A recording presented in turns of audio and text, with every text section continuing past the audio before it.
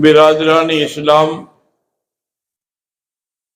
سب سے پہلے ایک دفعہ درود شریف پڑھ لیں، کیونکہ جہاں درود شریف پڑھا جاتا ہے وہاں اللہ کی رحمت برستی ہے۔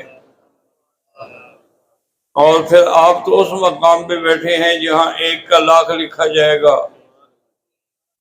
اور اس کے بعد دل سے اخلاص کے ساتھ کلمہ طیبہ پڑھیں گے، لا الہ الا اللہ محمد الرسول اللہ، اور دعا کریں کہ آخری وقت میں، موت کے آخری وقت میں اللہ ہمیں یہ کلمہ نصیب فرمائے،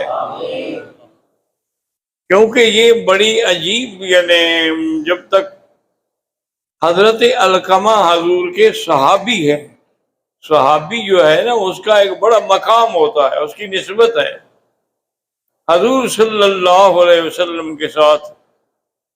اگر 1 لاکھ اولیاء بھی اکٹھے ہوں تو ایک صحابی کے برابر نہیں ہو سکتے۔ اسی لیے کسی نے حضرت عبداللہ ابن المبارک سے سوال کیا تھا کہ حضرت بھائی آپ یہ بتائیں کہ حضرت معاویہ رضی اللہ تعالی عنہ افضل ہیں یا عمر ابن عبدالعزیز؟ سوال والے نے بڑا اچھا سوال کیا ہے کہ صحابہ کی آخری صف کا آدمی اور تابعین کی اول صف کے آدمی ہیں عمر بن عبدالعزیز، جنہیں ثانی عمر کا بھی خطاب ملا ہے۔ تو حضرت عبداللہ ابن المبارک نے فرمایا کیا بات کر رہے ہو؟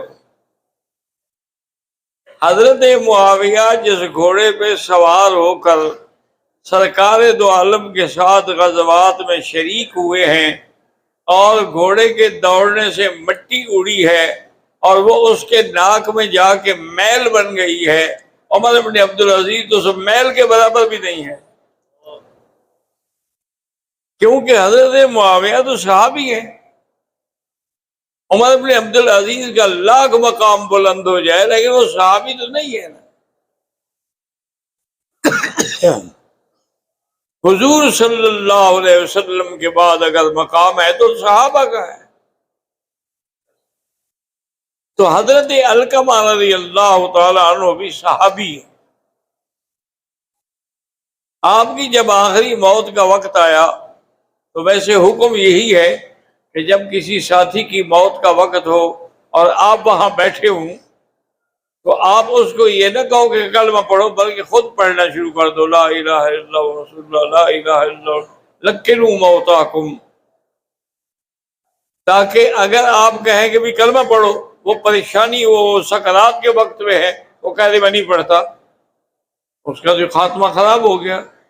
اس لیے اس کو کہو نہیں، بلکہ ارد گرد بیٹھ کے کلمہ شریف پڑھنا شروع کر دو، تاکہ اس کو دماغ میں آئے کہ میں نے بھی یہی کلمہ پڑھنا ہے۔ اب ساتھی کلمہ پڑھ رہے ہیں، یعنی وہ بھی صحابی ہے تو ساتھی بھی تو صحابی ہے، لیکن حضرت علقمہ کی زبان پہ کلمہ نہیں آتا، باقی ہر بات کر دیتے ہیں لیکن کلمے کے لیے زبان نہیں کھلتی۔ صحابی دوڑے حضور صلی اللہ علیہ وسلم کی خدمت میں، انہوں نے کہا حضور علقمہ کا آخری وقت ہے اور وہ کلمہ نہیں پڑھ سکتا۔ آپ نے فرمایا حل من ابواہ حی، اس کے ماں باپ میں کوئی زندہ ہے؟ انہوں نے کہا جی ہاں، اس کی ایک بوڑھی والدہ زندہ ہے۔ فرمایا اس کو لے آؤ۔ تو اس کی والدہ کو لے آئے تو آپ نے فرمایا کہ تم علقمہ پہ راضی ہو یا ناراض ہو؟ نے کہا میں ناراض ہوں۔ انہوں نے کہا کیوں ناراض ہو؟ انہوں نے کہا وہ بیوی کو ترجیح دیتا ہے میرے اوپر، بیوی کی ہر بات مانتا ہے، اس کے لیے اچھے سے اچھا لباس، اچھے سے اچھا کھانا، اور مجھے ایسے جیسے ٹرخانا ہو کسی کو۔ تو جو آدمی اپنی بیوی کا غلام ہے اور ماں کو نہیں پوچھتا تو میں اس پر کیسے راضی ہو سکتی ہوں؟ حضور پاک نے فرمایا صحابہ کو بھی لکڑیاں جمع کرو۔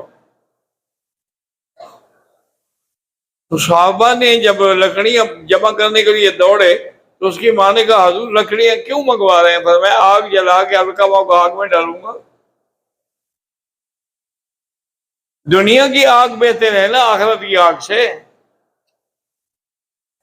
اور انہوں نے کہا حضور بھلا کوئی ماں یہ برداشت کر سکتی ہے کہ اس کے جگر گوشے کو اس کے سامنے آگ میں ڈالا جائے؟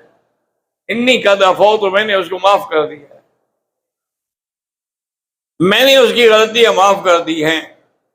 اب حضور نے فرمایا اب جا کے پتہ کرو علقمہ کا. گئے تو علقمہ زور زور سے کلمہ پڑھ رہے تھے. بس ماں راضی ہوئی تو زبان کھل گئی. اسی سے اب آپ خود اندازہ کر لیں کہ آج کل جس دور میں ہم گزر رہے ہیں، اللہ تبارک و تعالی ہمارے حال پہ رحم کرے. تقریباً 90% آدمی کا یہ عالم ہے کہ وہ اپنی بیوی کا غلام ہے.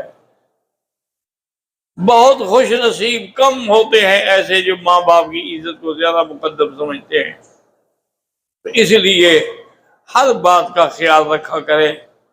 معمولی سی بات پہ بھی اگر والدین ناراض ہو گئے تو پھر جنت ملنا مشکل ہے. والدین کی رضا ضروری ہے.